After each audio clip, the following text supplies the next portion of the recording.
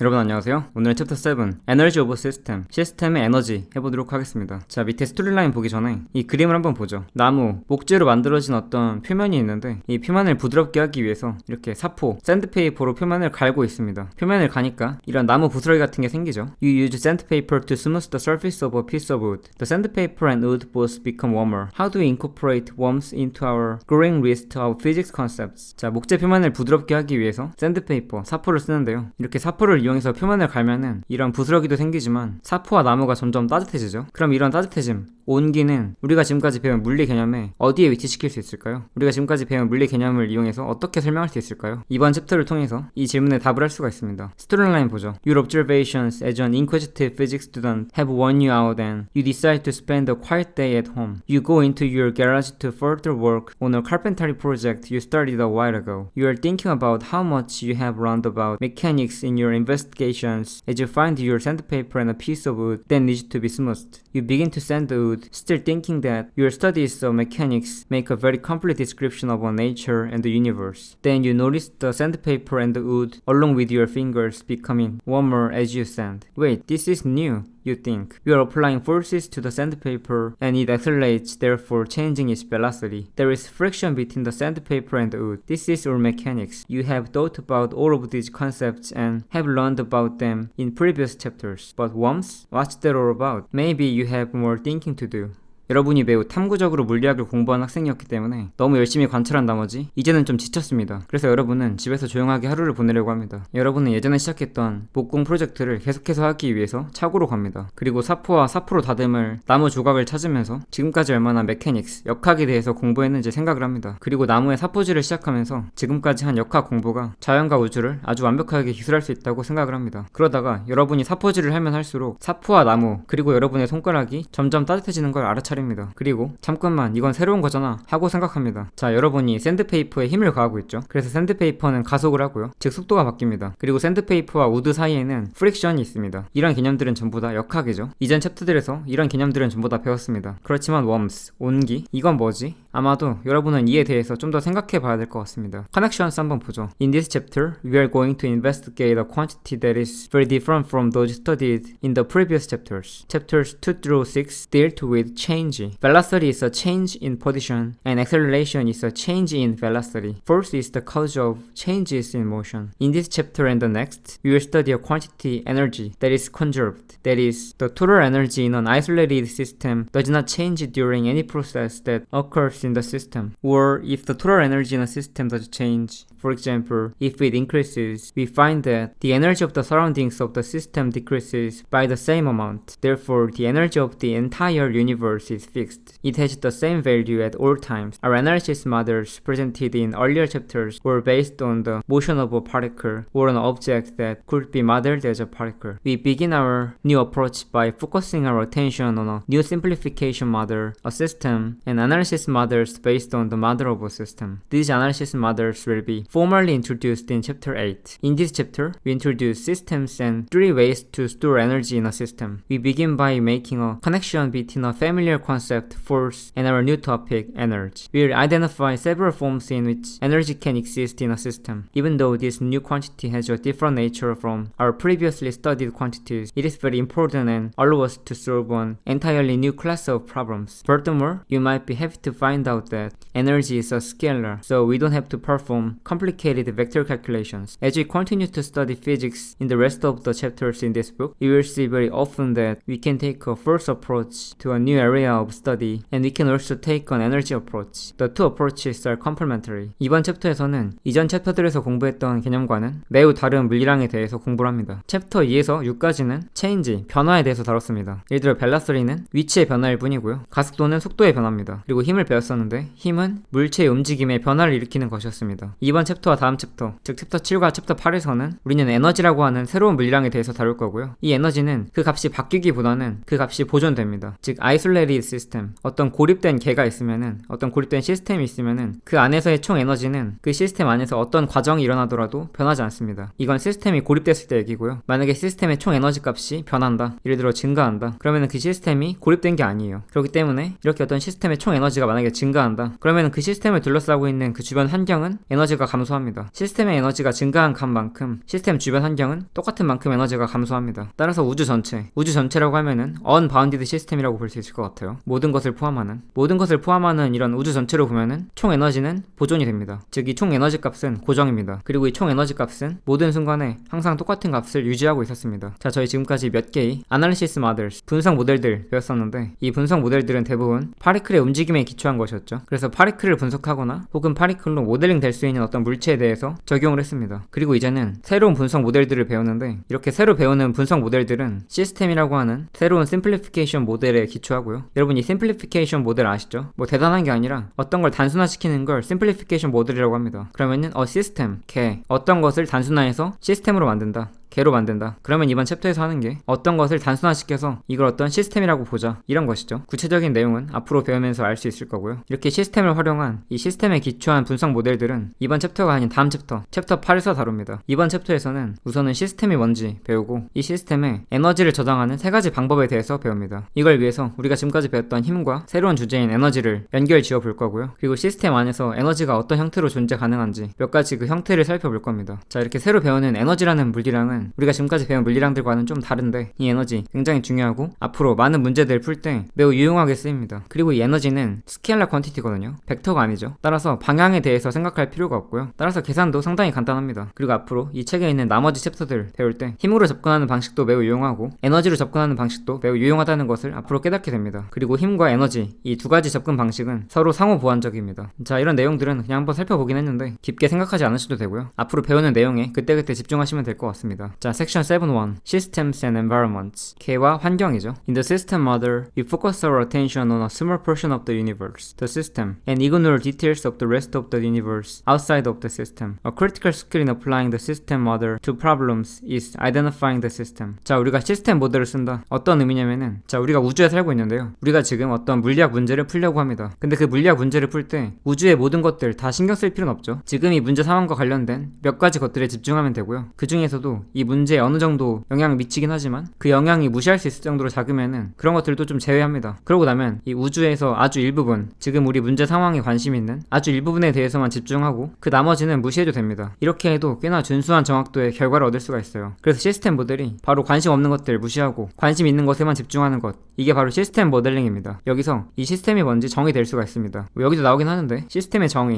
a small portion of the universe on which we focus our attention. 이게 시스템의 정의예요. 간단히 말하면은 분석하고자 하는 세상의 일부분 혹은 분석하고자 하는 우주의 일부분, 그래서 이게 시스템이고, 그리고 이 시스템에 집중하는 게 바로 시스템 모델링인 거죠. 그래서 어떤 물리학적 상황에 시스템을 활용한다 하면은 정말 중요한 기술이, 그래서 내가 집중하고자 하는 그 대상이 뭔데, 그 대상이 어떤 것을 포함하는데, 집중하고자 하는 그 대상과 그 대상이 아닌 그 경계가 무엇인데, 이걸 파악하는 게 중요합니다. 즉 시스템을 식별하는 거죠. 자, 이렇게 시스템을 식별하는 몇 가지 예시들이 있습니다. 적절한 시스템은 예를 들어서 may be a single object or particle, may be a collection of objects or particles, may be a region of space, such as the interior of an automobile engine combustion cylinder, may vary with time in size and shape, such as a rubber ball which deforms upon striking a wall. 자, 시스템은 딱 하나의 물체가 될 수도 있고요. 혹은 딱 하나의 파리클이 될 수도 있고요. 혹은 몇 개의 물체나 몇 개의 파리클들의 집합이 될 수도 있고요. 혹은 공간상의 어떤 영역이 될 수도 있고요. 예를 들어서 자동차 엔진이 이렇게 생겼는데 그림에서 빨간색과 파란색깔 점들이 있는 그런 부분 보이시죠? 여기서는 컴부션 실린더가 아니라 컴부션 체인버라고 되어 있는데, 이 컴부션 체인버 모양이 보통 원기둥이기 때문에, 즉 실린더 모양이기 때문에 컴부션 실린더라고도 하고요. 여기서 공기와 연료가 섞여서 분사가 되고 점화가 일어나면은, 즉 불이 붙으면은 쾅 터지면서 컴부션 체인버 밑에 있는 피스톤을 딱 미는 거죠. 그래서 이런 식으로 작동을 합니다. 지금 이 이미지에서는 컴부션 체인버나 컴부션 실린더는 투명하게 처리가 됐는데요. 투명하게 처리된 부분이 원기둥 형태고, 거기서 이제 폭발이 일어난 거죠. 폭발이 일어나면서 밉니다. 딱 이렇게 위아래로 왔다 갔다 거리는 저거를 딱 이렇게 밀어주면은 밑에 있는 장치에 의해서 직선 운동이 회전 운동으로 바뀌는 거죠. 그래서 이렇게 만들어진 회전이 자동차 각 부분에 동력으로 전달이 됩니다. 그래서 엔진이 굉장히 복잡한데, 우리는 그 컴부션 실린더 내부에서 일어나는 일이 궁금하기 때문에 그 내부만 궁금해, 그 내부만 관심이 있어 하면은 딱 거기만 집중하는 거죠. 이렇게 컴부션 실린더 내부가 하나의 시스템이 되는 거죠. 그리고 시스템은 시간에 따라서 크기와 모양이 바뀔 수도 있습니다. 예를 들어서 나는 어떤 이런 고무 공, 이 공에 관심이 있기 때문에 이 공의 외부 전부 다 무시해버리고 딱 이 공에만 집중하려고 하는데 딱 이 공, 즉 수학적으로는 이 구와 그 내부죠. 그래서 구와 내부에 대해서 집중하려고 했는데 얘가 딱 날아가다가 벽에 딱 부딪혔어요. 고무 공이기 때문에 모양이 찌그러지죠. 그래서 저 공의 모양이 이렇게 찌그러졌어요. 그러면 내가 관심 있는 영역이 구에서 이제 더 이상 구가 아닌 이런 괴상한 모양으로 바뀌는 거죠. 아니야, 나는 여전히 구에 대해서만 관심이 있어. 그렇게 해버리면 이제 이런 구를 생각하면은 쓸데없이 이런 벽의 일부가 포함이 되는 거죠. 그래서 이런 벽 제외하고 오로지 이 고무 공에 대해서만 집중한다 하면은 이 고무 공의 모양이나 크기가 바뀔 수 있습니다. 시간이 지남에 따라서. Identifying the need for a system approach to solving a problem as opposed to a particle approach is part of the categorized step in the analysis model approach to problem solving outlined in chapter 2. Identifying the particular system is a second part of this step. 자, 어떤 문제를 풀 때 시스템적인 접근 방법, 딱 관심이 있는 어느 대상, 어느 영역에만 집중하자, 이렇게 시스템 어프로치를 문제 풀 때 사용할까 말까 이런 생각을 하는 과정은 제가 챕터 2에서 다뤘었던 문제풀이를 위한 분석모델 접근 방법에서의 카테고라이즈 스텝에 해당합니다. 챕터 2에서 이 부분이 어디였냐면은 여기 섹션 2.4입니다. 그래서 문제 풀 때 아날리시스 모델 어떻게 사용하는지 그 방법에 대해서 자세하게 설명하는 부분인데, 예를 들어 어떤 문제 풀 때 제일 먼저 하는 게 이 문제가 지금 어떤 상황인지 잘 이해하는 거죠. 그래서 그런 상황에 대한 이해는 예를 들어서 컨셉츄얼라이즈 스텝이고요. 그 다음 스텝이 여기 카테고라이즈예요. 카테고라이즈. 이 문제가 지금 어떤 것에 대한 문제다 파악을 했으면은 문제 상황을 간단하게 바꿔서 별로 필요 없는 것들은 무시해버리죠. 이렇게 별로 필요 없는 것들 무시하고 그 다음 어떤 물체 모양이 공 모양인데, 아, 이 문제 풀 때는 공 모양 이런 거 별로 안 중요해, 난 이거 그냥 파리클로 단순화시킬래. 이때 심플리피케이션 모델 같은 게 쓰이는 거죠. 이렇게 단순화하는 걸 심플리피케이션 모델이라고 하죠. 특히 그 중에서도 파리클로 모델링 하는 걸 파리클 모델이라고 하고, 그래서 시스템 모델도 아, 문제를 어떻게 더 간단하게 풀 수 있을까 이렇게 고민하는 과정에서 시스템 모델을 쓸지 말지 결정을 하는 거죠. 그리고 이런 단계가 바로 카테고라이즈 스텝이죠. 그래서 문제 풀 때 이렇게 시스템 어프로치 필요한지 안 필요한지 결정한 다음에 아, 시스템 어프로치 써야겠다 하면은 그 다음에 어떠어떠한 것들을 시스템이라고 생각을 할지 어떠어떠한 것들에 집중할지 정하면 되는 거죠. No matter what the particular system is in a given problem, we identify a system boundary on imaginary surface not necessarily coinciding with a physical surface that divides the universe into the system and the environment surrounding the system. 자, 문제를 풀 때 몇몇 대상에 집중하기로 해서 특정한 시스템을 딱 정하면은 우리는 시스템 바운드리를 생각할 수가 있습니다. 즉 이 시스템 바운드리를 식별할 수 있습니다. 그러니까 예를 들어서 어떤 이런 문제가 있는데 나는 이 사포와 나무 사이에서 발생하는 이 열에 대해서 생각하고 싶다. 그러면 시스템 바운드리를 이런 식으로 생각할 수가 있는 거죠. 딱 이렇게. 그러니까 이제 가상으로 이런 표면을 만드는 거죠.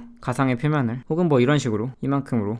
혹은 그냥 이 물체만, 딱 이 물체만. 그래서 이런 가상의 표면은 지금은 딱 이 물체 하나이기 때문에 이 물체 실제 표면과 일치하는데, 나는 이 물체와 그 다음에 열이 밑으로 약간 전달될 테니까 이 나무 목재에서 1cm 아래까지, 그리고 이렇게 닿아 있는 부분 말고도 앞으로 닿을 부분까지 포함해가지고 이만큼을 관심 대상으로 두겠다, 즉 이 내부를 시스템으로 두겠다 하면은 이 파란 색깔 영역이 실제로 3차원 공간에서 어떤 닫힌 면을 만들겠죠. 얘가 이 3차원 공간에서 이 닫힌 면이 바로 시스템 바운드리가 되는 거죠. 그래서 이 시스템 바운드리 안쪽이 바로 시스템이고 이 바깥쪽이 바로 이 시스템을 둘러싼 environment라고 합니다. 그래서 만약에 이 시스템 내부의 총 에너지를 따져봤더니 이 총 에너지가 만약에 감소하고 있다, 그러면 이 environment, 시스템 바깥에 있는 이런 environment에서는 총 에너지가 증가하겠죠. 그래서 이렇게 시스템 바운드리가 전체 우주를 시스템과 environment 두 가지로 딱 나눕니다. 그러면 이제 아, 이만큼이 시스템이다 하면은 이 나머지 뭐 이만큼 뿐만 아니라 그 나머지 전체 우주가 전부 다 environment, 환경이 되는 거죠. 당연히 그 나머지 전체 우주니까 그 전체 우주 안에, 즉 environment 안에 여러분도 그렇고 저도 그렇고 다 포함이 되겠죠. 이만큼 시스템 제외하면은 전부 다 environment니까, 환경이니까. As an example, imagine a force applied to an object in empty space. We can define the object as the system and its outer surface as the system boundary. The force applied to it is an influence on the system from the environment that acts across the system boundary. We will see how to analyze this situation from a system approach in a subsequent section of this chapter. 자, 만약에 이렇게 텅 빈 공간이 있는데 이때 어떤 물체가 있습니다. 만약에 딱 이 물체를 시스템으로 생각을 한다. 그러면 시스템 바운드리는 이 물체의 표면이 되는 거죠. 그러면 제가 만약에 딱 이렇게 손가락으로 힘을 가하면은 시스템은 딱 이만큼이니까 이렇게 외부에서 가해주는 힘은 environment에서 시스템 바운드리를 지나서 이 물체에 작용하게 되는 거죠. 그래서 시스템 어프로치에서는 이런 상황을 어떻게 분석하는지 이 챕터의 나머지 섹션들에서 다룹니다. 자, 또 다른 예시. Another example was seen in example 510. Example 510, this one, where the system can be defined as the combination of the ball, the block, and the cord.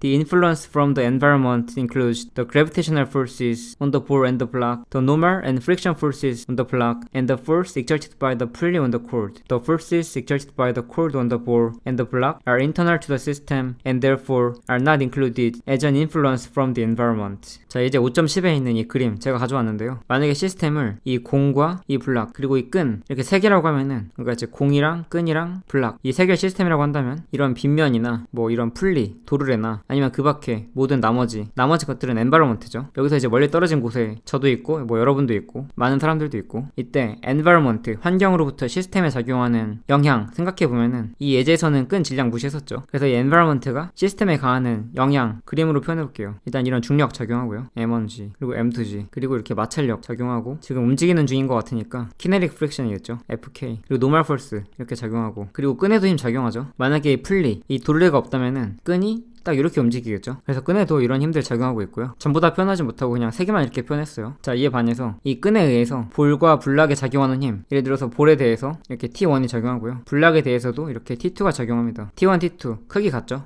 방향은 다르지만. 그런데 이런 T1, T2는 시스템 밖에서 시스템 바운드리를 거쳐서 시스템에 작용하는 힘은 아니죠. 왜냐면 이 콜드 자체도 시스템이니까. 그래서 이런 T1, T2는 환경으로부터 시스템에 가해지는 영향은 아니고요. There are a number of mechanisms by which a system can be influenced by its environment. The first one you should investigate is work. 자, 이런 식으로 environment로부터 시스템으로 여러 가지 영향이 미쳐지는데, 그런 방식 중에 한 가지로 work, 일이라는 게 있습니다. 그래서 7.2에서 이 일에 대해서 살펴보도록 하겠습니다. Section 7.2 Work done by a constant force. 일정한 힘에 의한 일. Almost all the terms we have used thus far, velocity, acceleration, force, and so on, convey a similar meaning in physics as they do in everyday life. Now, however, we encounter a term whose meaning in physics is distinctly different from its everyday meaning, work. 자, 저희가 지금까지 써온 용어들, velocity, acceleration, force 전부 다 물리학에서의 뜻과 일상생활에서의 뜻이 어느 정도 비슷합니다. 그런데 저희가 앞으로 배울 이 work, 일, 물리학에서 일과 일상생활에서의 일은 서로 다른 의미를 가집니다. 자, 이어서 보죠. To understand what work as an influence on a system means to the physicist, consider a situation illustrated in figure 7.1. A force F is applied to a chalkboard eraser, which we identify as the system, and the eraser slides along the tray. If we want to know how effective the force is in moving the eraser, we must consider not only the magnitude of the force but also its direction. Notice that the finger in figure 7.1 applies forces in three different directions on the eraser. Assuming the magnitude of the applied force is the same in all three photographs, the push applied in figure 7.1b is more effective in moving the eraser than the push in figure 7.1a. On the other hand, figure 7.1c shows a situation in which the applied force does not move the eraser at all, regardless of how hard it is pushed. Unless, of course, we apply a force so great that we break the chalkboard tray.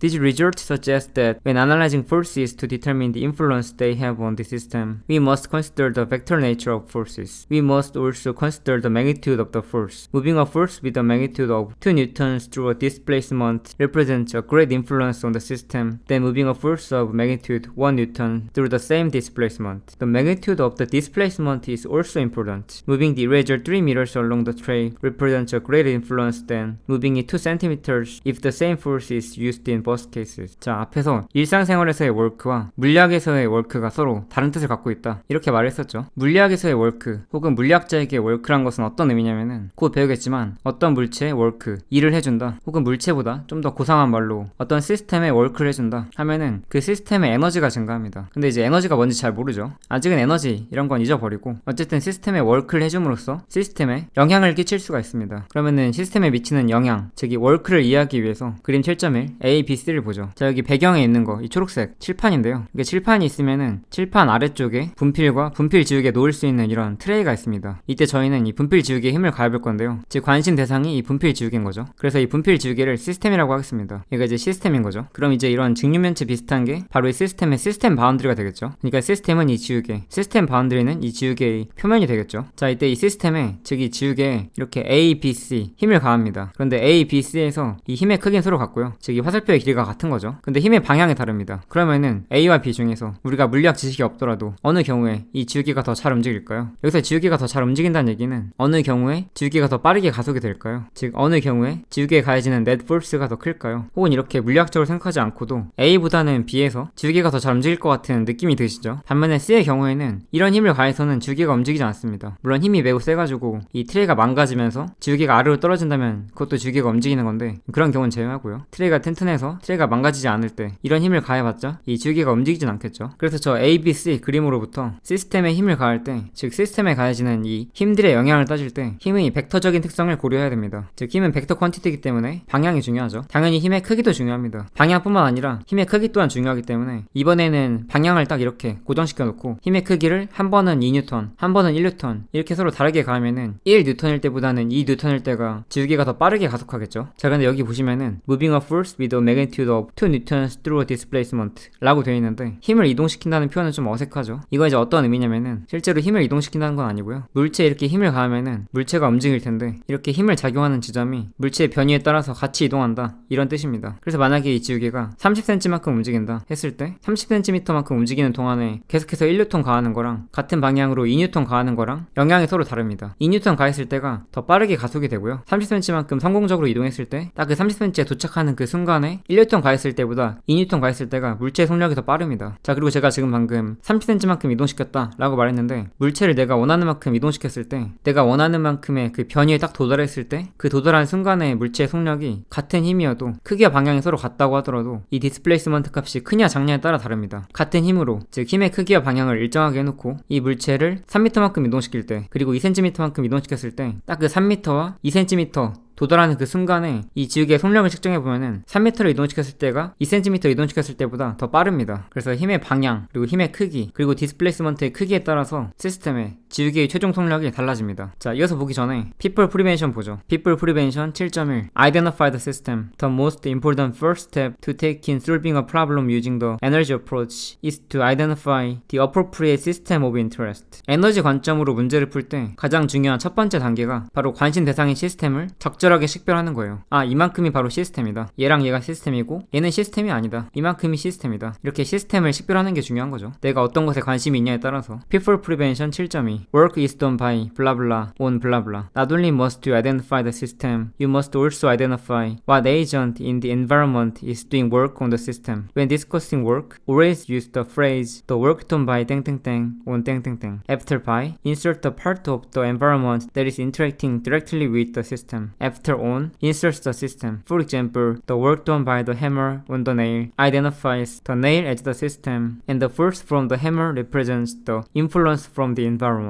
자, 우리가 일에 대해서 아직 정확히 배우진 않았지만 물리학에서 일을 한다 라고 하면은 어떤 것에 의해서 어디에 일이 가해진다 이런 문장으로 표현해 볼 수가 있습니다. 그러니까 어디에 일이 가해진다 라고 하면은 이 어디에는 시스템을 의미하죠. 그런데 이렇게 시스템을 식별하는 것 뿐만 아니라 어떤 것에 의해서 일이 가해지는지, 즉 이 지우개가 시스템이면은 이 시스템 바운드리 바깥은 전부 다 environment죠. 환경이죠. 그럼 이 시스템에 누군가 힘을 가할 때 그 힘을 가하는 주체는 environment에 속하죠. 그래서 environment에 속하는 에이전트, 행위자가 있을 텐데 이 행위자가 무엇인지 식별해야 됩니다. 그래서 행위자, environment에 속해 있는 이 에이전트에 의해서 시스템에 일이 가해진다. 예를 들면은 the work done by the hammer on the nail. 해머에 의해서 못에 일이 가해진다 하면은 네일이 시스템이고요. 해머가 environment에 위치해 있는 에이전트가 되겠죠. 즉 environment로의 influence, 영향이 되겠죠. 자, 이어서 보죠. Let us examine the situation in figure 7.2 where the object, the system, undergoes a displacement along a straight line while acted on by a constant force of magnitude f that makes an angle theta with the direction of the displacement. We formally define the work done by the force on the system as follows. 자, 그림 7.2 상황을 한번 살펴보죠. 여기 물체가 있고요. 얘가 바로 시스템입니다. 시스템에 일정한 힘이 가해져서, 일정한 힘이란 얘기는 이 힘의 크기와 방향이 안 바뀌고 일정하다. 그래서 이 시스템에 이런 일정한 힘이 가해져서 시스템이 이 델타 R만큼 이동합니다. 즉 변이값이 델타 R이에요. 그리고 이때 이 변이 방향과 힘의 방향, 이 사이 각도가 세타입니다. 이때 이런 힘에 의해서 시스템에 가해지는 E를 다음과 같이 정의합니다. The work W done on a system by an agent exerting a constant force on the system is the product of the magnitude F of a force, the magnitude delta R of the displacement of the point of application of the force, and cosine theta, where theta is the angle between the force and displacement vectors. 자, 일정한 힘을 가하는 에이전트에 의해서 시스템에 가해지는 일은 일은 이렇게 된다. 힘의 크기와 디스플레이스먼트의 크기. 근데 여기서 디스플레이스먼트가 이 힘이 가해지는 그 점의 디스플레이스먼트예요. 그러니까 시스템, 이 물체의 중심에 힘이 가해진다. 그러면 디스플레이스먼트가 딱 이렇게 되는 거죠. 이렇게. 그래서 F 곱하기 델타 R 곱하기 코사인 세타. 코사인 세타에서의 이 세타는 힘 벡터와 디스플레이스먼트 벡터 사이의 각도. 그래서 F 곱하기 델타 R 곱하기 코사인 세타. 이게 바로 물리학에서 1입니다. 우리가 일상생활에서 쓰는 그 일과는 좀 다르죠. 자네 일 잘하는군. 자네 F 곱하기 델타 R 곱하기 코사인 세타 값이 크군. 이걸 의미하진 않죠. 자, 이어서 Notice in equation 7.1 that work is a scalar even though it is defined in terms of two vectors in figure 7.2, a force F and a displacement delta R. In section 7.3, we explore how to combine two vectors to generate a scalar quantity. 자, equation 7.1 요식 보시면은 이 월크는 스칼라 퀀티티입니다. 분명히 월크를 정의할 때 힘의 크기와 변위의 크기와 힘 벡터와 그 변위 벡터 그 사이각의 코사인 값 이렇게 1 정의할 때 두 개의 벡터가 쓰이죠. 이렇게 두 개의 벡터가 이렇게 월크 1 정의할 때 쓰임에도 불구하고 이 1 자체는 스케일러 퀀티티고요. 그리고 다음 섹션 7.3에서 F와 델타를 가지고 즉 두 개의 벡터 값 가지고 하나의 스케일러 퀀티티 만들어내는 방법 배웁니다. 물리학이 항상 그렇듯이 배우면 배울수록 오히려 쉬워집니다. 물리학을 이해할 수 있는 도구가 많아지는 셈이죠. 이어서 Notice also that the displacement in equation 7.1 is that of the point of application of the force. If the force is applied to a particle or a rigid object that can be modeled as a particle, this displacement is the same as that of the particle. For a deformable system, however, these displacements are not the same. For example, imagine pressing in on the sides of a balloon with both hands. The center of the balloon moves through zero displacement. The point of application of the forces from your hands on the sides of the balloon, however, do indeed move through a displacement as the balloon is compressed. And that is the displacement to be used in equation 7.1. We will see other examples of deformable systems such as springs and samples of gas contained in a vessel. 자, 7.1식에서 이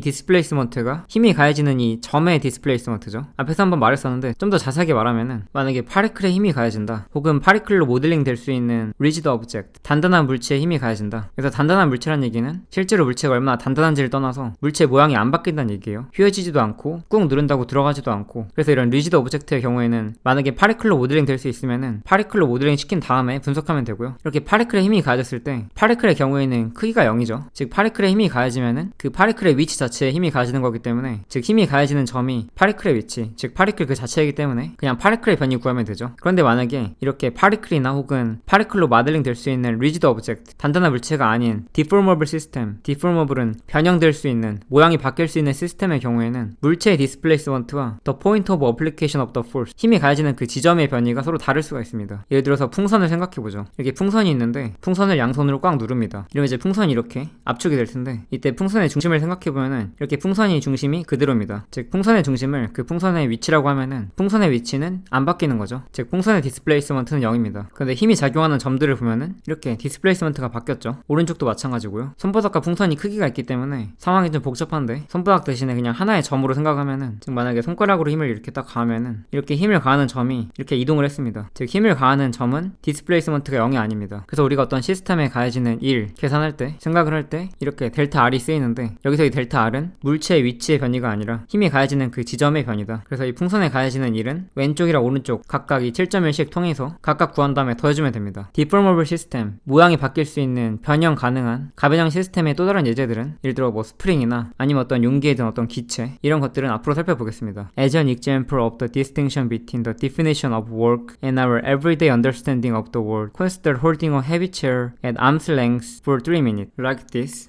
At the end of this time interval, your tired arms may lead you to think you have done a considerable amount of work on the chair. According to our definition, however, you have done no work on it whatsoever. You exert a force to support the chair, but you do not move it. A force does no work on an object if the force does not move through a displacement. If delta R equals 0, equation 7.1 gives W equals 0, which is the situation depicted in figure 7.1c. 자, 물리학에서 일의 정의와 우리가 일상적으로 사용하는 일, 그 차이를 살펴보기 위해서 어떤 사람이 팔 뻗어가지고 굉장히 무거운 의자를 3분 동안 들고 있다고 해볼게요. 3분을 힘겹게 버티고 나서 팔이 굉장히 아플 텐데 여러분 이렇게 생각하겠죠? 아, 내가 이 의자에게 상당한 정도의 일을 해줬다. 이렇게 생각할 수 있는데 이 이퀘이션 7.1 이 식을 이용해서 이 사람이 이 의자에게 해준 일 생각해보면은 일이 0입니다. 왜냐면 이 의자에 이렇게 힘이 가해지는 이 지점의 위치가 변하질 않죠. 즉 이 변이값이 0입니다. 이 변이값이 0이니까 이것의 크기, 이 델타 R도 0이겠죠. 따라서 델타 R이 0이기 때문에 W 값이 0입니다. 우리가 일상생활에서는 야, 이 의자 무겁긴 한데 3분만 좀 들고 있어줘. 의자 3분 동안 들고 있어주면은 야, 힘든데 고생했다. 이렇게 굉장히 힘든 일을 해낸 셈이 되는데 물리학에서는 일은 0입니다. 일상생활에서와 좀 다르죠. 그리고 앞에 나왔던 이 그림 7.1, 이 C의 경우에도 내가 아무리 힘들게 힘을 이렇게 세게 가해도 이 힘을 가한 지점, 이 지점의 변이값이 0이면은 물리학적으로는 해준 일은 0입니다. 이 식에 의하면은. 이어서 also notice from equation 7.1 that the work done by a force on a moving object is zero when the force applied is perpendicular to the displacement of its point of application. That is, if theta equals 90 degrees, then W equals 0 because cosine 90 degrees equals 0. For example, in figure 7.3, the work done by the normal force on the object and the work done by the gravitational force on the object are both 0 because both forces are perpendicular to the displacement and have zero components along an axis in the direction of delta R. 자, 이퀘이션 7.1 다시 한번 써보면은 W는 F의 크기, 변위의 크기, 그리고 F 벡터와 변이 벡터 사이값, 그것의 코사인 값 이렇게 되는데 만약에 힘 벡터 방향과 변이 벡터 방향이 서로 90도면은 즉 세타 값이 90도면은 코사인 세타 값이 0이기 때문에 W도 0이 됩니다. 예를 들어서 그림 7.3 이 그림 보시면은 이렇게 힘을 가해서 이 물체가 이렇게 델타 R만큼 움직였습니다. 그러면은 이 힘이 이 물체에 가해준 일은 이 F의 크기, F에다가 이 델타 R의 크기, 이 델타 R 곱하기 코사인이 사이값 곱해주면은 이 힘이 이 물체에 해준 일 계산할 수 있죠. 딱 봐도 0이 아니죠. 그런데 이 물체에는 이 힘만 작용하는 게 아니라 중력도 작용하고요. 그 다음에 이런 수직항력도 존재합니다. 참고로 이 수직항력은 중력과 크기가 다르죠. 왜냐면 F가 F의 불력을 생각해보면은 이렇게 위로 당겨주고 있기 때문에 얘랑 얘 세 개 합치면 0이죠. 그래서 이 F의 불력 때문에 N이 작아져 됩니다. 근데 어쨌든 이런 M 벡터나 MG 벡터 각각 이렇게 윗방향과 아랫방향인데 이 델타 R과 둘 다 수직입니다. 델타 R과 둘 다 90도죠. 따라서 이 수직항력이 이 물체에 해주는 일 생각해보면은 일단 N의 크기 몇인지 모르겠지만 0은 아니죠. 이렇게 N 곱하기 그 다음 델타 R 이 N이 작용하는 그 점 위치의 변이 수직항력이니까 이렇게 표면과 닿아있는 이런 부분에 힘이 작용하죠. 간단하게 물체를 파리클로 생각하면은 딱 이 물체 대신에 이런 파리클로 생각하면은 편의상 이 파리클의 위치를 딱 요렇게 할게요. 이 파리클이 변이만큼 이동할 때 노멀 폴스 또한 여기 딱 작용하니까 이 노멀 폴스가 작용하는 이 점의 변이 생각하면은 델타 R 마찬가지로 이렇게 곱해주면 되고요. 그런데 M 벡터는 이렇게 윗방향이고 델타 R 벡터는 이렇게 오른쪽이니까 그 각도가 90도입니다. 그래서 마지막에 코사인 90도 딱 곱해주면은 코사인 90도가 0이기 때문에 노멀 폴스가 이 물체에 해준 일은 0이 되는 거죠. 중력도 마찬가지입니다. 중력도 중력의 크기 꽤 크고 델타 R 값도 딱 요 길이고 근데 코사인 세타 값이 세타가 90도이기 때문에 0이 되는 거죠. 따라서 수직항력과 중력 모두 이 물체에 해준 일이 0이다. 그래서 이제 여기서 이렇게 표현했죠. Both forces 수직항력과 중력 둘 다 델타 R 방향의 축을 따라서는 제로 컴포넌트 가지고 있다. 즉 이런 축에 대해서 즉 이렇게 델타 R 방향 이런 축에 대해서 M 벡터와 MG 벡터 컴포넌트 값 구하면 0이다. 뭐 이렇게 X축이라고 하고 Y축이라고 하면은 M 벡터가 NJ고 MG 벡터는 MG-J 따라서 마이너스 MG J 이렇게 되니까 X 성분 둘 다 0이죠. Y 성분은 N과 마이너스 MG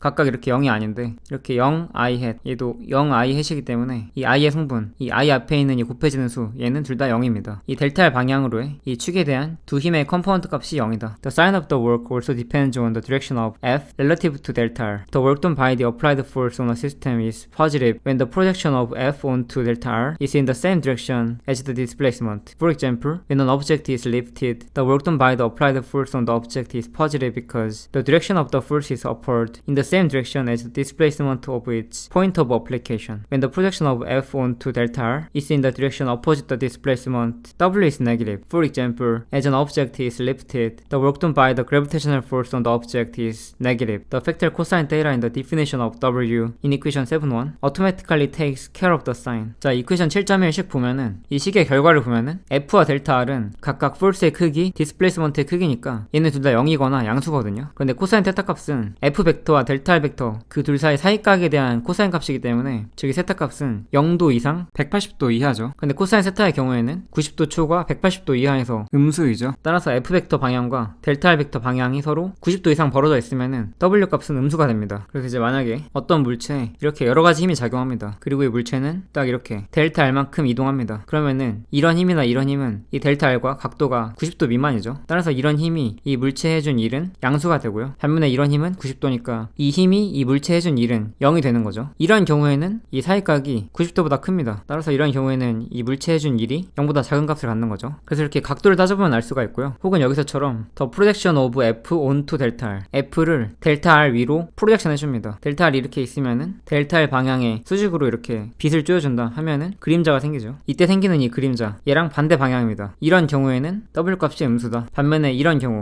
경우에는 그림자가 이 델타 R 벡터와 같은 방향이죠. 이때는 해준 일이 양수고요. W3와 W4는 양수고 W2는 그림자 아예 안 생기죠. W2는 0입니다. 그래서 이렇게 이런 F들을 델타 R을 포함하고 있는 이런 축에 대해서 프로젝션 해주면은 그 프로젝션이 델타 R과 같은 방향이냐 다른 방향이냐 이런 걸 통해서 W, 이 일이 양수인지 음수인지 판단할 수 있는데, 사실 이제 이런 방법 하지 않고 그냥 이퀘이션 7.1 이 식을 통해서 바로 알 수가 있죠. 코사인 값이 양수냐 음수냐, 즉 세타 값이 90도보다 크고 180도 이하냐 혹은 0도 이상 90도 미만이냐. If an applied force F is in the same direction as the displacement delta R, then theta equals 0 and cosine 0 equals 1. In this case, equation 7.1 gives W equals F delta R. 자, 만약에 F 방향과 델타 R 방향 같으면은 둘 사이 사이값 세타 값 0이죠. 따라서 코사인 세타 값 1이 되고요. 이런 경우에는 이제 코사인 세타에다가 1 대입하면은 그냥 이렇게 바뀌죠. The units of work are those of force multiplied by those of length. Therefore, the SI unit of work is the Newton meter or kilogram meter squared per second squared. This combination of units is used so frequently that it has been given a name of its own, the joule. 자, 워크의 단위, 이 W 단위, 힘 곱하기 변이니까 뉴턴 미터죠. 코사인 세타는 단위 없고요. 따라서 1의 단위, 뉴턴 미터로 써도 되고, 애초에 뉴턴이 F는 MA 생각하면은 뉴턴이 킬로그램 곱하기 미터 퍼 세크 스퀘어드죠. 따라서 뉴턴 대신에 킬로그램 미터 퍼 세크 스퀘어드에다가 다시 미터 곱하니까 이렇게 킬로그램 곱하기 미터 제곱 나누기 세크 제곱. 그런데 이렇게 쓰면 너무 길죠. 그래서 뉴턴 미터로 쓰거나 아니면 뉴턴 미터 자체도 좀 길기도 하고, 물리학에서 이 워크 많이 쓰기도 하고, 사실 이제 뒤에서 배우겠지만 워크랑 에너지랑 단위가 같거든요. 물리학에서 에너지 정말 많이 쓰이잖아요. 그래서 애초에 뉴턴 미터도 맞는데 줄로 쓰기도 합니다. 뭐 뉴턴이나 줄이나 전부 다 과학자 이름 딴 거예요. 과학자 이름 말할 때는 이 N 대문자로 쓰는데 단위일 때는 소문자입니다. 줄도 마찬가지로 과학자로 언급할 때는 대문자 제인데 이렇게 단위로 쓸 때는 소문자 제입니다. An important consideration for a system approach to problems is that work is an energy transfer. For now, energy sounds mysterious because we have not studied it yet. It is difficult to define energy other than to say that it is a physical quantity that is conserved. In that behavior, it is similar to money. When a financial transaction occurs in your checking account, money is transferred across the boundary of your account. For example, inward by deposits and outward by withdrawals. When a physical process occurs, energy is transferred across the boundary of a system. Our understanding of energy will improve as we investigate various examples in this chapter. 자, 앞으로 더 배우고 많이 다루겠지만 문제 풀이를 위해서 시스템적으로 접근을 할 때 한 가지 중요한 점이 work는 에너지 트랜스퍼입니다. 일은 에너지의 이동이다. 어떤 시스템에 일을 해주면은 그만큼 에너지가 증가합니다. 예를 들어 워크를 15줄만큼 해줬다. 그러면 그 시스템의 총 에너지가 15줄만큼 증가합니다. 왜냐면은 일을 통해서 에너지를 전달했기 때문에. 사실 에너지 아직 배우지 않았기 때문에 무슨 소린지 잘 이해 안 가실 수도 있고 아마 낯설게 들으실 것 같은데, 에너지는 간단히 말하면은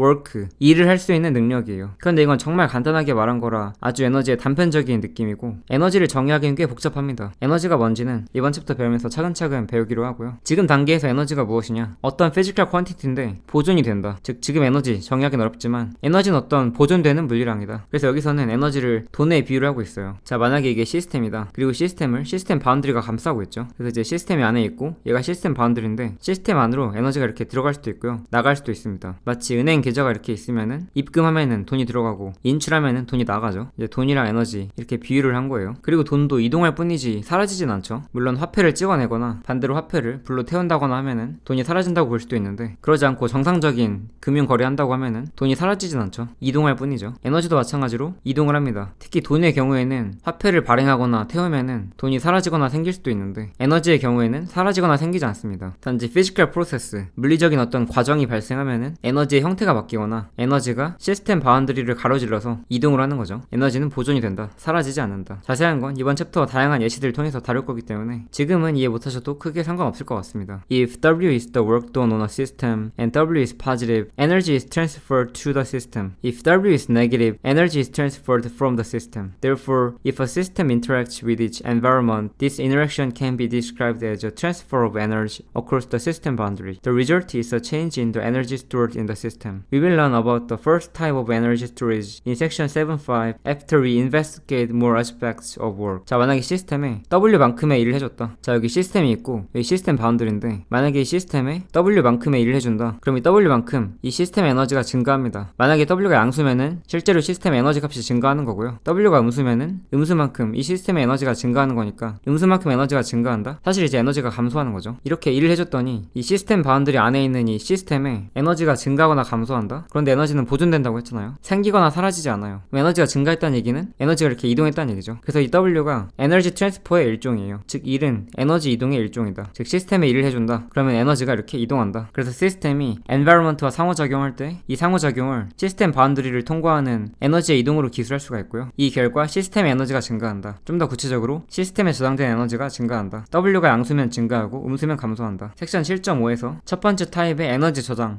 배우는데 그때 보기로 하고요. 우선은 work, 일에 대해서 좀 더 살펴봅니다. 자, 퀵퀴즈 하기 전에 P4 Prevention 7.3 Cause of the Displacement. We can calculate the work done by a force on an object, but that force is not necessarily the cause of the object displacement. For example, if you lift an object, negative work is done on the object by the gravitational force, although gravity is not the cause of the object moving upward. Displacement, 변이가 일어난 원인. 자, 저희는 이 W는 F 델타 R 코사인 세타 이 식 통해서 1 계산할 수 있죠. 즉 이 힘이 어떤 시스템에 해준 일 이렇게 계산할 수가 있는데 이때 일어난 이 디스플레이스먼트가 반드시 이 힘에 의해서 이동했을 필요는 없습니다. 자, 만약에 이렇게 마찰이 없는 평평한 바닥이 있는데 여기 어떤 물체가 가만히 놓여져 있습니다. 이렇게 가만히 놓여져 있었는데 제가 힘을 가해서 물체를 이렇게 오른쪽으로 가속을 시켰고요. 결과적으로 얼마큼 시간이 흘러서 그 시간 간격 동안에 물체가 이만큼 이동을 했습니다. 이때 이 변이는 제가 힘을 가했기 때문에 생겨난 변이죠. 이때 이 F가 해준 일 계산하면은 F 델타 R 코사인 0도니까 코사인 값 1이니까 그냥 이 자체가 바로 W 값이죠. 이 F가 해준 일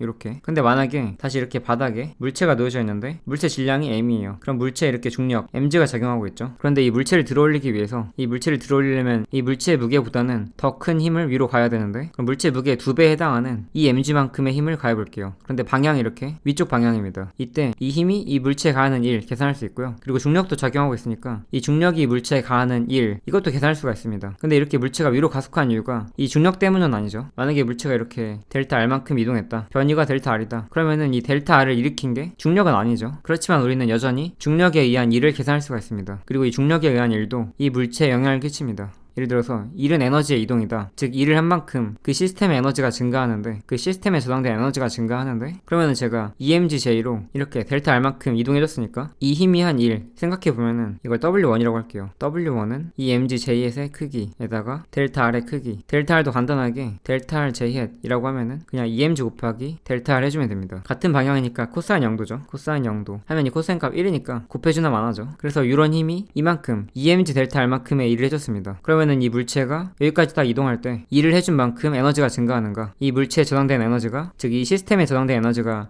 딱 이만큼 증가하는가? 그렇지가 않습니다. 왜냐면은 이때 얘만 일을 해준 게 아니라 얘도 일을 해줬어요. 이렇게 물체가 들어 올려질 수 있었던 이유는 이 힘 덕분이지만 얘도 분명히 이 물체가 이렇게 이동을 할 때 얘도 힘을 가했습니다. 즉 얘도 이 물체에 영향을 끼쳤습니다. 이 물체에 일을 해줬습니다. 그러면 얘가 해준 일을 생각해보면은 W2라고 하면은 W2는 mg의 크기에다가 델타 R의 크기 그리고 코사인 세타 요건데 mg의 크기 그냥 mg죠. 델타 R의 크기도 그냥 델타 R입니다. 근데 방향이 서로 180도니까 얘가 이제 180도니까 코사인 180도 하면은 마이너스 1이죠. 따라서 마이너스 mg 델타 R이에요. 그러니까 이 물체가 이렇게 들어 올려질 때 아 이 물체에 일을 해줬으니까 이만큼 에너지가 증가하나 했는데 동시에 얘도 일을 하기 때문에 이렇게 합친 만큼 에너지가 증가합니다. 따라서 총 토탈이 W1 더하기 W2이기 때문에 얘랑 얘 더해주면은 mg 델타 R이죠. 따라서 EMGJ가 이렇게 포지티브한 일을 해줬는데 중력이 네게티브한 일을 해줬기 때문에 이만큼 에너지가 증가한 게 아니라 합친 만큼 에너지가 증가했습니다. 시스템에 저장된 에너지가 이만큼 증가했다. 그래서 이런 중력의 경우에는 이 물체를 들어올린 원인은 아니지만 당연히 이 중력이 한 일도 이 물체와 상호작용을 해서 영향을 끼친다. 자, 퀵퀴즈 한번 보죠. The gravitational force exerted by the sun on the earth pulls the earth in an orbit around the sun. Let us assume that the orbit is perfectly circular. The work done by this gravitational force during a short time interval in which the earth moves through a displacement in each orbital path is A, B, C, D. 자, 태양에 의해서 지구에 가해지는 gravitational force가 즉 태양이 지구를 잡아당기는 gravitational force가 지구가 태양 주위를 돌게 해준다. 잡아당겨준다. 태양이 지구를 잡아당겨주기 때문에 지구가 태양 주위를 안정적으로 공전할 수 있습니다. 이때 이 올빗, 궤도를 완벽한 원이라고 가정하자. 실제로는 약간 타원이죠. 태양이 지구를 잡아당기는 이 그래비테이셔널 포스는 지구에 항상 작용하고 있는데 아주 짧은 시간 간격 동안을 살펴보면은 이 아주 짧은 시간 간격 동안에도 태양이 지구를 그래비테이셔널 포스로 잡아당기고 있죠. 그리고 이 아주 짧은 시간 간격 동안에 지구가 공전 궤도상에서 조금 움직입니다. 이때 이렇게 디스플레이스먼트가 있고 지구에 힘이 작용하니까 이 힘이 지구에 해준 워크, 일 계산할 수가 있죠. 그러면 이 워크가 즉 태양이 지구를 잡아당기는 이 그래비테이셔널 포스에 의해서 태양이 지구에 해준 이 일이 A번 0이다, B번 양수다, C번 음수다, D번 결정할 수 없다, 뭐 알 수 없다. 어떤 게 답일 것 같나요? 일단 이렇게 문장으로만 돼 있으면은 좀 복잡해 보이니까 그림을 그려볼게요. 여기 이렇게 태양이 있고요. 태양 주위를 지구가 공전하고 있습니다. 실제로는 약간 타원이긴 한데 그래서 이렇게 가까운 점도 있고 먼 지점도 있는데 여기서는 완벽한 원이라고 가정했죠. 이렇게 완벽하게 원이다. 그리고 매 순간에 이렇게 원의 중심 방향으로 태양이 지구를 잡아당기고 있습니다. 당연히 지구도 작용 반작용 같은 힘의 크기와 반대 방향으로 태양을 잡아당기고 있는데 지금은 지구에 집중을 하고요. 이때 지구의 모양 별로 안 중요하니까 지구를 간단하게 파리클로 모델링 하겠습니다. 그리고 짧은 시간 간격 동안에 지구가 이 궤도 따라서 이렇게 찔끔 움직이겠죠. 물론 한 바퀴 도는데 1년 걸리기 때문에 이 정도면은 짧은 시간 간격이라고 할 수 있나 싶겠지만 너무 짧게 그리면 알아보기 힘드니까 뭐 이렇게 좀 길게 그렸는데 굉장히 짧은 시간 간격이라고 생각해주세요. 이때 이 일 계산해보면은 FG, 델타 R, 코사인 세타 계산하면은 이 값 몇일까요?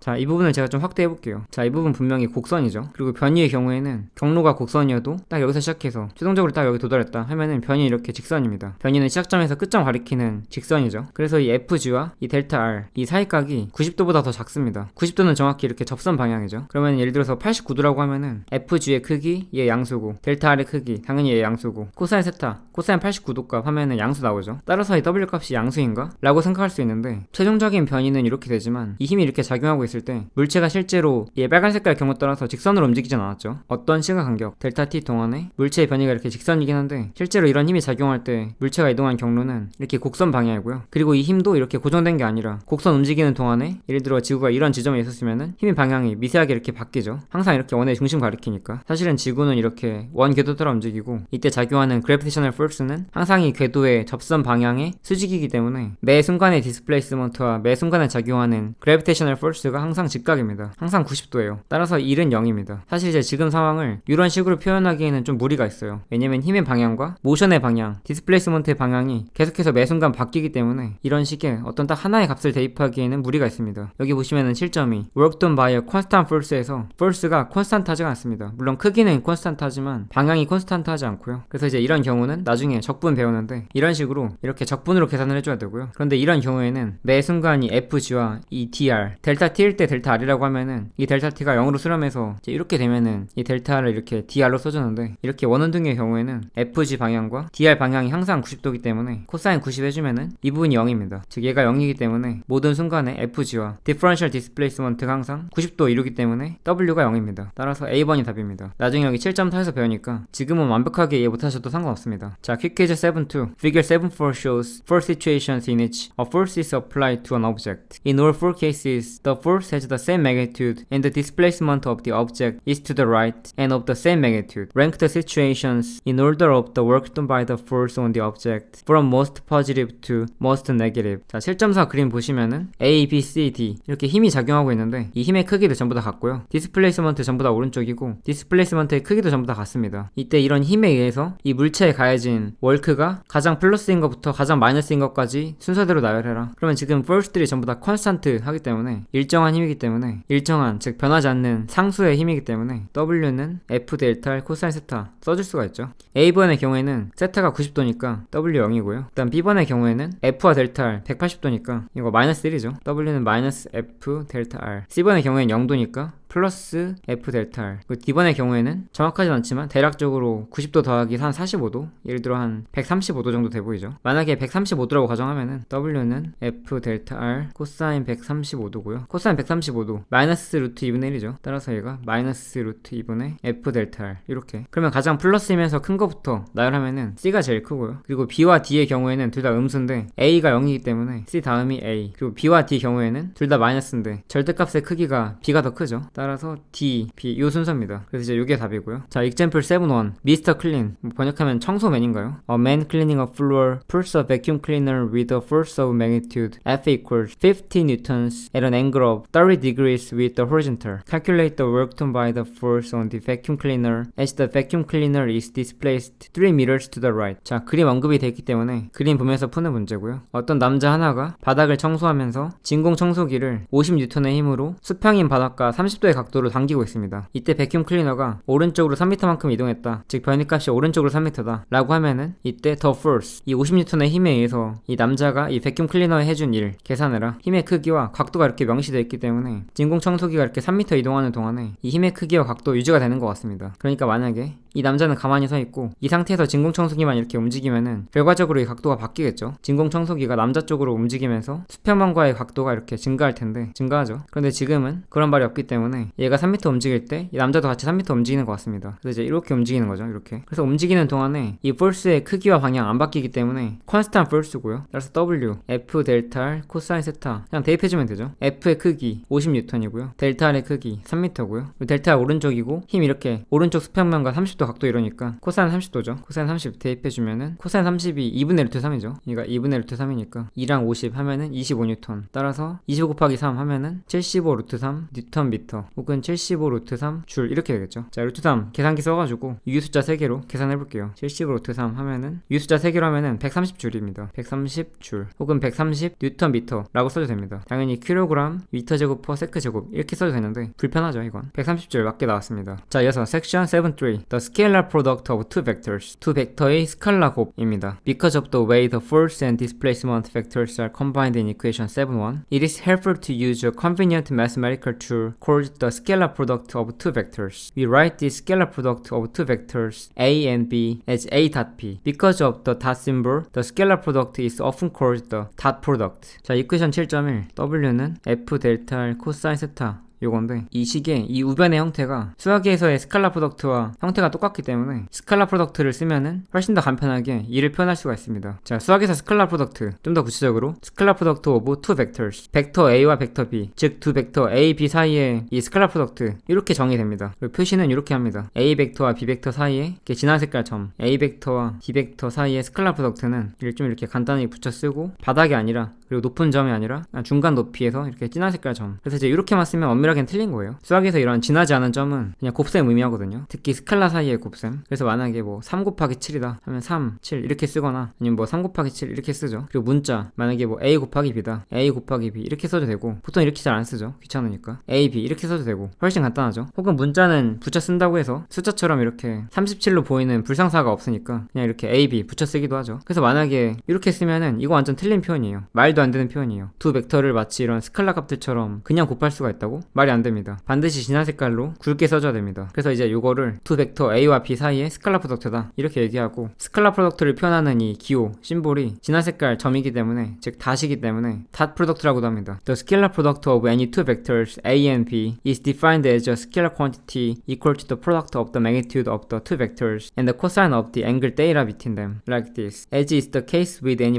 multiplication, vector A and B need not have the same units. 자, 두 벡터 A와 B의 스칼라 프로덕트 어떻게 정의가 되냐? 자, 이 값은 어떤 스칼라 퀀티티인데 이 스칼라 퀀티티의 값이 벡터 A의 크기 곱하기 벡터 B의 크기 곱하기 둘 사이 사이값 세타 값의 코사인 값 이 세 개 곱한 값이다. 이렇게 정의가 된다. 아마 익숙하신 분들은 당연히 이거 알지 이렇게 생각하실 수도 있고 처음 보시는 분들은 아니 도대체 이게 뭐지? 이렇게 생각할 수 있는데 수학에서 이렇게 정의를 합니다. 이렇게 괴상한 모양으로 정의를 한 이유는 이렇게 정의하면은 쓸데가 많기 때문이에요. 우리가 사실 덧셈이나 곱셈 같은 거 쓰는 이유도 덧셈이나 곱셈을 정의하면은 사용하기 편리하기 때문이죠. 벡터에 이런 나눗셈이 없는 이유는 별로 쓸데가 없기 때문입니다. 그렇지만 나중에 쓸 일이 발견이 되면은 벡터 나눗셈도 정의가 되겠죠. 근데 아직까지는 벡터 나눗셈이 정의되어 있지 않습니다. 별로 쓸데가 없기 때문에 아직 익숙하지 않으신 분들에게는 이게 도대체 뭐지? 싶으실 텐데 굉장히 유용하고요. 그리고 곧 익숙해집니다. 그러니까 이제 너무 걱정하지 마세요. 그래서 이제 이렇게 정의가 되고요. 얘도 이렇게 곱셈의 일종인데 많은 곱셈들이 그렇듯이 곱하는 두 대상 A 벡터와 B 벡터 같은 단위 갖고 있을 필요가 없습니다. 그러니까 예를 들어서 3m 더하기 5년 하면은 말이 안 되죠. 이거 더할 수가 없습니다. 차원이 다르면 서로 더할 수가 없어요. 적어도 차원이 같아서 예를 들어 뭐 5cm 이렇게 물론 이제 이 경우에는 단위가 좀 다르기 때문에 0.05m 이렇게 바꿔가지고 더하면 더하면은 3.05m 이렇게 쓸 수가 있죠. 혹은 305cm 이렇게. 그런데 곱하는 건 문제 없죠. 5m/s 3초 이렇게 곱하는 건 문제 없습니다. 곱하면은 15m 나오죠. 이렇게 곱할 때는 차원이 달라도 된다. 그리고 단위도 달라도 된다. 이 경우에도 A와 B가 같은 단위 갖고 있을 필요가 없습니다. 더하거나 빼는 건 차원이 같아야 되지만 혹은 단위를 같게 만들 수 있어야 되지만 곱하는 건 상관없다. By comparing this definition with equation 7.1 you can express equation 7.1 as a scalar product. 자, equation 7.1 요 식인데 얘랑 딱 비교해 보니까 딱 이렇게 쓸 수가 있겠죠. 마침 F도 원래 벡터였고 델타 R도 원래 벡터였으니까 각각의 크기에다가 코사인 세타 이렇게 쓴다. 이거보다는 딱 이렇게 쓰면 굉장히 좀 깔끔합니다. In other words, F dot delta R is a shorthand notation for F delta R cosine theta. A dot B가 이렇게 정의가 되니까 좌변이랑 우변 완전히 같은 거고요. 즉 이것도 A와 B의 스칼라 프로덕트고 이것도 A와 B의 스칼라 프로덕트죠. 근데 이제 얘가 좀 기니까 그냥 간단하게 이렇게 쓴 거예요. 얘를 이렇게 간단하게 쓴 거다. 그래서 앞으로 W 하면은 이런 식이나 이런 식 둘 다 쓸 수가 있고요. 당연히 같은 거니까. 그런데 저는 좀 이렇게 간단하게 쓰는 걸 더 선호합니다. Before continuing with our discussion of work, let us investigate some properties of dot product. Figure 7.6, this one, shows two vectors A and B and the angle theta between them used in the definition of the dot product. In figure 7.6, B cosine theta is the projection of B onto A. Therefore, equation 7.2 means that A dot B is the product of the magnitude of A and the projection of B onto A. 자, 저희 직전 섹션에서 월크 다루고 있었는데 잠깐 스칼라 프로덕트 배웠고요. 앞으로 이제 계속해서 월크 다룰 건데 계속해서 월크 다루기 전에 이 닷 프로덕트 혹은 같은 말로 스칼라 프로덕트 이 스칼라 프로덕트의 몇 가지 성질 살펴보겠습니다. 그림 7.6을 보시면은 벡터 A와 B가 이렇게 있고요. 이렇게 A 닷 B 정의도 써있는데 여기 그림에 표시된 이 B 코사인 세타 요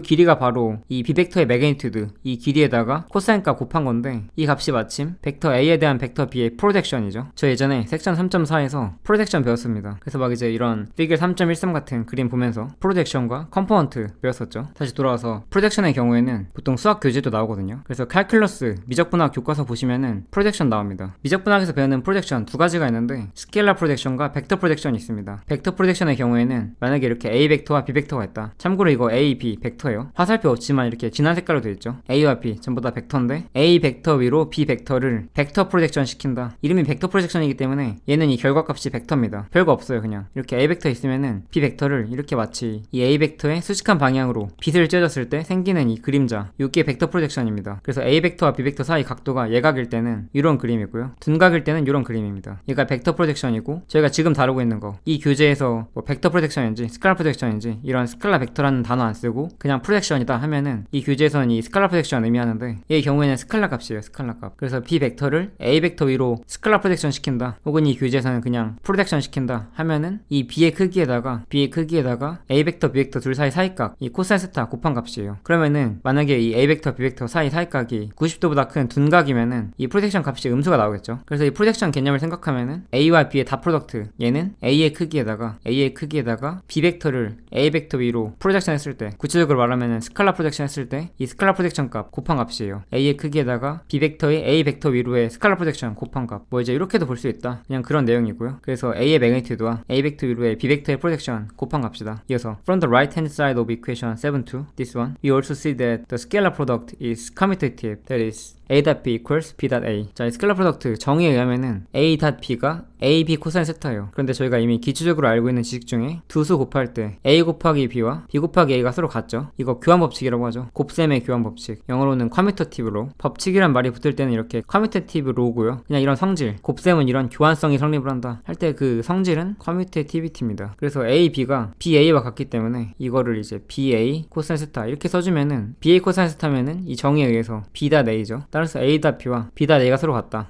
A.B와 B.A가 서로 같으니까 즉 순서가 상관없으니까 스케일러 프로덕트도 교환 법칙이 성립을 하는구나. 스케일러 프로덕트도 커뮤테이티비티가 있구나. 스케일러 프로덕트도 커뮤테이티브 하구나. 요걸 알 수 있고요. 그 다음 밑에 여기 1번 주석 한번 보도록 하겠습니다. The commutativity of the dot product means that A.B also equals the product of the magnitude of B and the projection of A onto B. In chapter 11, you will see another way of combining vectors that proves useful in physics and is not commutative. 자, 방금 전에 이 그림 설명하면서 A.B가 A 벡터 위로 B 벡터 프로젝션 시킨 거랑 A 벡터의 크기 곱한 값이다. 즉 A.B가 magnitude of A에다가 projection of B onto A 곱한 값이다. 이렇게 말했었는데 바꿔 생각하면은 magnitude of B에다가 projection of A onto B 그 둘을 곱한 값이다. 이렇게 생각해도 되죠. 그래서 이제 그런 얘기였고요. 그리고 나중에 챕터 11에서 챕터 11이면 앵귤러 모먼트입니다. 저희가 방금 배운 게 스케일러 프로덕트였죠. 스케일러 프로덕트. 근데 챕터 11에서는 벡터 프로덕트 배웁니다. 스케일러 프로덕트를 뭐 이런 식으로 정의했던 것처럼 왜냐면 이렇게 정의하면 굉장히 유용하니까. 벡터 프로덕트라는 것도 어떤 식으로 정의해서 사용을 합니다. 왜냐면 굉장히 유용하니까. 뭐 물리학이든 수학이든 굉장히 유용하니까. 그런데 그 벡터 프로덕트 같은 경우에는 교환 법칙이 성립하지 않습니다. 즉 교환성이 없습니다. 커뮤테이티브하지 않습니다. 나중에 배우니까 뭐 지금은 기억할 필요 없고요. 참고로 이렇게 두 벡터를 곱하는 방식이 두 가지가 있어요. 이렇게 a 닷 b로 표기하는 두 벡터 a와 b 사이의 스케일러 프로덕트와 그 다음에 챕터 11에서 배우는 a 크로스 b로 표기하는 벡터 프로덕트가 있습니다. 얘는 결과값이 이렇게 스칼라죠. 이렇게 두 벡터를 곱했음에도 불구하고 그 결과값이 스칼라기 때문에 이 곱의 이름이 바로 스칼라 프로덕트인 거고요. 이 a 크로스 b의 경우에는 이 모양이 크로스이기 때문에 크로스 프로덕트라고도 하는데 벡터 a, b 곱한 이 결과가 벡터입니다. 그래서 얘는 이름이 벡터 프로덕트예요. 그래서 얘는 벡터 프로덕트 혹은 크로스 프로덕트라고 하고 얘는 결과가 스칼라니까 이 결과가 스칼라니까 스칼라 프로덕트 혹은 닷 프로덕트라고 합니다. 그리고 또 다른 이름도 있죠. 내적이고 외적이라고 합니다. 고등학교에서 이거 배우신 분들은 그때는 아마 내적이라고 배웠을 거예요.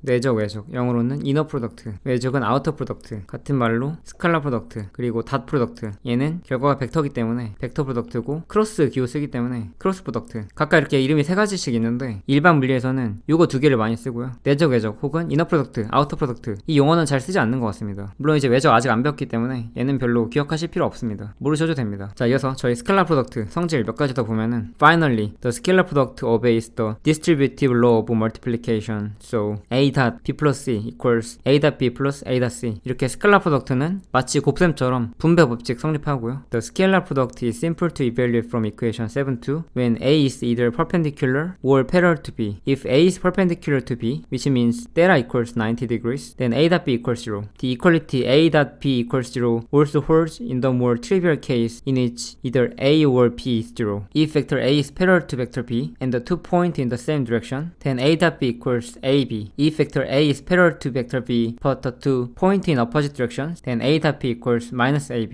The scalar product is negative when theta is greater than 90 degrees and less than or equal to 180 degrees. 자, 스칼라 프로덕트 정의식 요거 7점이 요건데 a 벡터와 b 벡터가 서로 만약에 수직이다. 90도면은 그냥 0이니까 굉장히 좀 계산하기 편리하죠. 여기 괄호 보시면은 a 닷 b가 0이다? 그러면은 a와 b가 서로 수직한가? 라고 생각할 수 있는데 뭐 그럴 가능성도 있지만 애초에 a나 b 둘 중에 하나가 혹은 둘 다 크기가 만약에 0이면은 그러니까 이제 a 벡터나 b 벡터 둘 중에 하나가 크기가 0이면은 혹은 둘 다 크기가 0이면은 즉 ab 코사인 스타에서 a와 b 둘 중에 하나라도 크기가 0이면은 이 값이 0이 되죠. 그래서 ab 코사인 스타가 만약에 0이다. 이게 0이란 얘기는 90도일 수도 있고요. 그러니까 이제 얘 때문에 0일 수도 있고 혹은 둘 중에 하나가 0일 수도 있는 거죠. 뭐 둘 다 0일 수도 있고 셋 다 0일 수도 있을까요? 셋 다 0인 건 좀 이상하죠. 그리고 얘가 0이고 둘 중에 하나가 0인 것도 이상한 게 만약에 이제 이런 벡터가 이렇게 벡터가 A가 있는데 얘가 만약에 0이다 하면은 화살표를 표현할 수가 없습니다. 방향이 없기 때문에 방향이 없으면은 두 방향 사이에서 정의되는 세타가 정의되지 않기 때문에 즉 코사인에 들어가는 이 세타 값이 정의가 되지 않는 거죠. 만약에 뭐 A 벡터는 이렇게 0이 아니고 B 벡터는 만약에 0이다 하면은 세타 값을 알 수가 없습니다. 정의 자체가 안 됩니다. 그래서 이제 코사인에 들어가는 이 세타 값이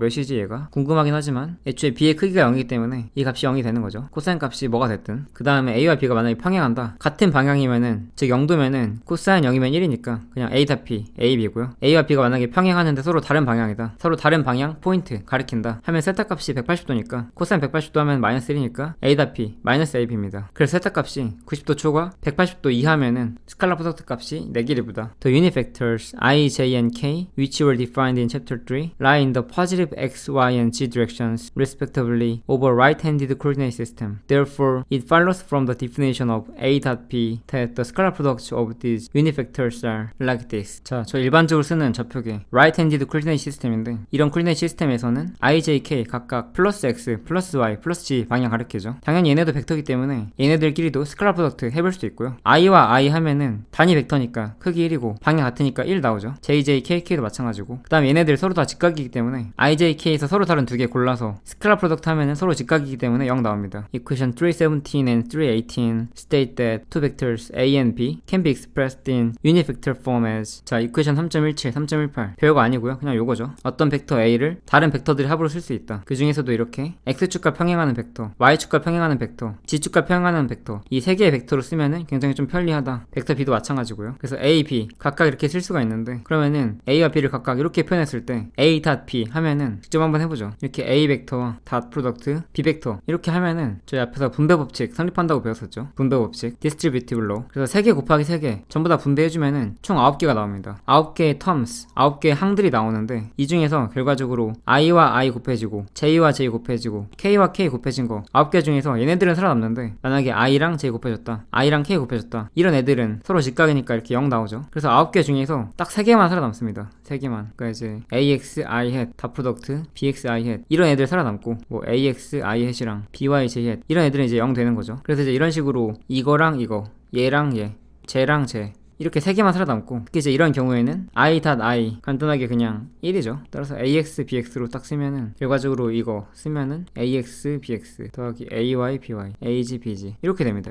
이렇게 되는 거죠. 그래서 방금 했던 이런 내용이 챕터 마지막에 있는 문제 5번에 나온다고 하네요. 이 문제에서 아마 이거 증명하라, 한번 전개해봐라 하는 것 같습니다. 그리고 in the special case in which a equals b, 자 a와 b가 만약에 같으면은, 즉 a.a 하면은 ax 곱하기 ax 더하기 ay 더하기 ay 더하기 aj 더하기 aj 하니까 ax제곱 더하기 ay제곱 더하기 aj제곱 이렇게 되죠. 그리고 a.a 하면은 정의에 의해서 a 곱하기 코사인 세타인데 같은 벡터끼리 당연히 같은 방향이니까 코사인 0도 하면은 1이죠 이거. 따라서 그냥 aa, 그러니까 이제 a제곱이죠. a제곱. 그래서 이런 관계 때문에 우리가 만약에 a 벡터의 크기 몇이냐, 이 책에서는 이제 a 벡터의 크기 그냥 이렇게 많이 쓰는데, 누군가가 야 a 벡터의 크기가 도대체 뭐야? a 벡터의 길이야? a 벡터의 길이 어떻게 구하는데? 뭐 자루 재야 되니? 막 이런 식으로 물었을 때 이 다 프로덕트 알고 있으면은 명확합니다. a 벡터의 크기는 별거 아니야. 여기다 루트 씌워주면 되죠. a 벡터 크기는 a 벡터와 자기 자신을 이렇게 스케일러 프로덕트 한 다음에 플러스 루트 씌워주면 돼. 이게 바로 a 벡터의 크기야. 이게 바로 매그니튜드 오브 벡터 a야. 그래서 이렇게 스케일러 프로덕트 이용해서 벡터 a의 매그니튜드를 이렇게 정의할 수도 있습니다. 정의니까 이렇게 3개 써줄게요. 좀 뭔가 명확하게 쓸 수가 있습니다. 좀 생소하실 수도 있고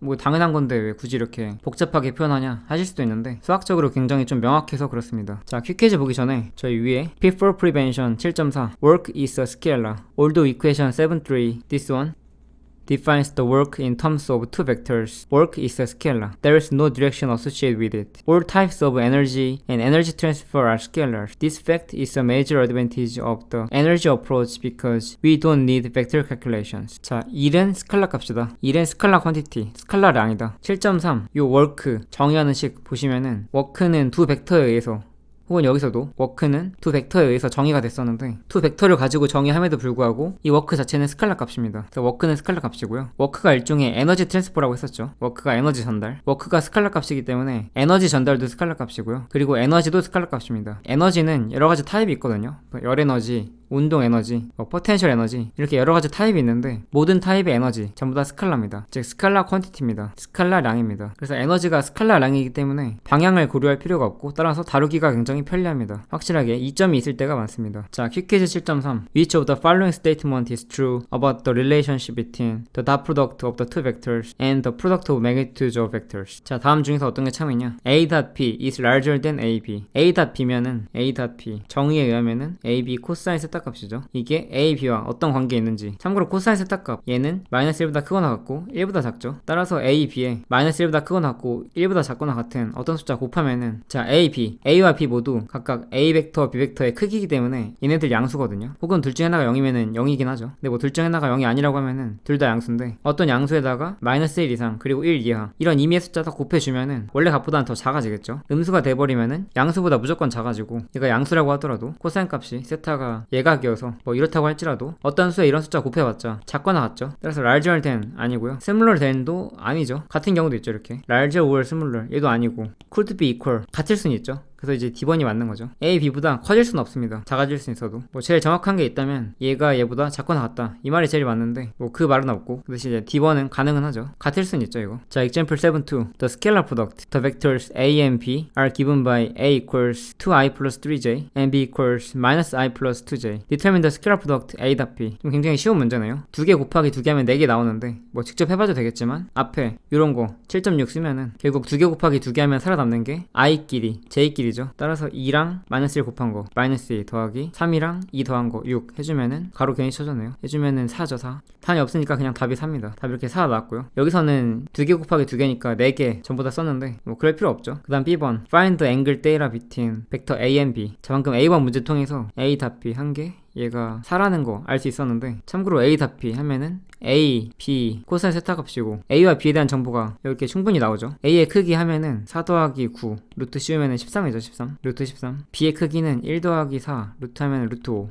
즉 얘가 루트 13이고요. 얘가 루트 5입니다. 근데 이 값이 4니까 코사인 세타 값 루트 65분의 4 이렇게 알 수가 있겠죠. 그리고 어떤 두 벡터가 이렇게 있으면은 뭐 아무렇게나 해봤자 아무렇게나 잡아봤자 항상 이 사이 각도가 0도보다 크거나 같고 180도보다 작거나 같거든요. 그럼 코사인 펑션의 경우에는 이렇게 한 주기를 그리면은 2파이까지인데 0도부터 180도 사이면은 이렇게 180도까지만 파이까지만 그리면은 이렇게 1대1 대응 함수죠. 원투원 코레스폰던스. 따라서 코사인 값을 알면은 각도 알 수가 있습니다. 그러면 이제 아크 코사인 4 나누기 루트 65 해주면은 60.25도. 유효숫자가 따로 없는데 정확한 값인 것 같아요. 정확한 값. 그래서 정확한 각도가 60.25118 쭉 나가는데 아마 이 교재는 유효숫자 3개로 표현을 할 거예요 아마. 그래서 60.3이라고 했습니다. 이렇게 풀어봤고요. 다음 예제 7.3 Work done by a constant force. 지난번 섹션 이름이죠. 일정한 힘에 의한 1. A particle moving in the xy plane undergoes a displacement given by delta r as a constant force F acting on the particle. Calculate the work done by F on the particle. 자, 직접 문제랑 별 차이가 없어 보이죠? W, F 델타 R 코사인 세타 이렇게 정의할 수도 있지만 더 간단하게 F 다 델타 R 이렇게 쓸 수 있죠. 얘가 더 간결해 보이죠? 그리고 지금은 마침 이렇게 벡터가 주어졌기 때문에 각각의 크기 구하고 둘 사이 사이값 구하는 것보다 바로 그냥 I끼리 곱하고 J끼리 곱하는, 즉 2 곱하기 5 해주면은 10 더하기 3 곱하기 2 하면은 6. 단위는 미터랑 뉴턴 곱했으니까 줄이죠 줄. 따라서 16줄이다 하면은 금방 구할 수 있습니다. 쉽게 구할 수 있습니다. 자, 오늘 여기까지 하고 다음 시간에 이어서 7.4 Work done by a varying force. 변화하는 힘에 의한 1 해보도록 하겠습니다. 고생 많으셨습니다.